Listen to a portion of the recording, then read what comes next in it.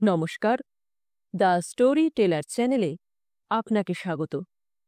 এই চ্যানেলে গল্প শুনতে ভালো লাগলে চ্যানেলটিকে সাবস্ক্রাইব করুন, বেল আইকন প্রেস করে দিন নতুন গল্পের নোটিফিকেশনের জন্য।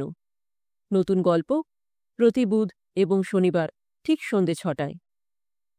আজকের গল্প রবি ঠাকুরের লেখা শেষ পুরস্কার। গল্প পাঠে আমি অনিন্দিতা। সেদিন আয়ে এবং ম্যাট্রিক ক্লাসের পুরস্কার বিতরণের উৎসব। বিমলা বলে একটি ছাত্রী ছিল, সুন্দরী বলে তার খ্যাতি। তারই হাতে পুরস্কারের ভার। চারিদিকে তার ভিড় জমেছে, আর তার মনে অহংকার জমে উঠেছে খুব, প্রচুর পরিমাণে। একটি মুখচোরা ভালো মানুষ ছেলে কোণে দাঁড়িয়েছিল। সাহস করে একটু কাছে এলো যেই, দেখা গেল তার পায়ে হয়েছে ঘা, ময়লা কাপড়ের ব্যান্ডেজ জড়ানো। তাকে দেখে বিমলা নাক তুলে বলল, ও এখানে কেন বাপু? ওর যাওয়া উচিত হাসপাতালে। ছেলেটি মন মরা হয়ে আস্তে আস্তে চলে গেল। বাড়িতে গিয়ে তার ঘরের কোণে বসে কাঁদছে। জল খাবারের থালা হাতে তার দিদি এসে বলল, ও কি হচ্ছে জগদীশ? কাঁদছিস কেন? তখন তার অপমানের কথা শুনে মৃণালিনী রাগে জ্বলে উঠল। বলল, ওর বড় রূপের অহংকার। একদিন ওই মেয়ে যদি তোর এই পায়ের তলায় এসে না বসে, তাহলে আমার নাম মৃণালিনী নয়। এই গেল ইতিহাসের প্রথম অধ্যায়। দিদি এখন ইন্সপেক্ট্রেস অব স্কুলস এসেছেন পরিদর্শন করতে। তিনি তার ভাইয়ের এই দুঃখের কাহিনী মেয়েদের শোনালেন। শুনে মেয়েরা ছিছি করে উঠল। বলল, কোনো মেয়ে কখনো এমন নিষ্ঠুর কাজ করতে পারে না, তা সে যত বড় রূপসী হোক না কেন।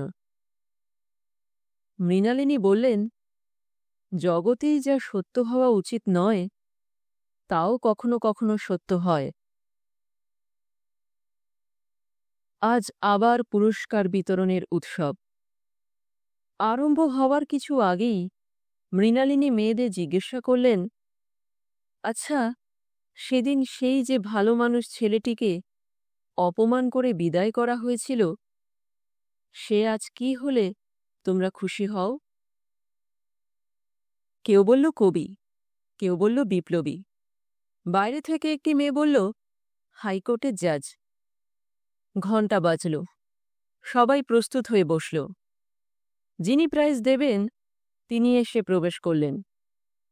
জগদীশ প্রসাদ, হাইকোর্টের জাজ। তিনি বসতেই সেই নিমন্ত্রিত মেয়ে, যে মজফ্ফরপুর মেয়েদের হাইস্কুলে তৃতীয় বর্গে অঙ্ক কষাত, সে এসে প্রণাম করে তার পায়ে ফুলের মালা দিয়ে চন্দনের ফোঁটা লাগিয়ে দিল। জগদীশ প্রসাদ শশব্যস্ত হয়ে বলে উঠলেন, এ আবার কি রকমের সম্মান? মৃণালিনী বললেন, নতুন রকমের বলছ কেন? অতি পুরাতন। আমাদের দেশে দেবতাদের পুজো আরম্ভ হয় পায়ের দিক থেকে। আজ তোমার সেই পদের সম্মান করা হল। এইবার পরিচয়গুলো সমাপ্ত করা যাক। এই মেয়েটি এককালকার রূপসী ছাত্রী বিমলা। বোর্ডিং স্কুলের অহংকারের সামগ্রী ছিল।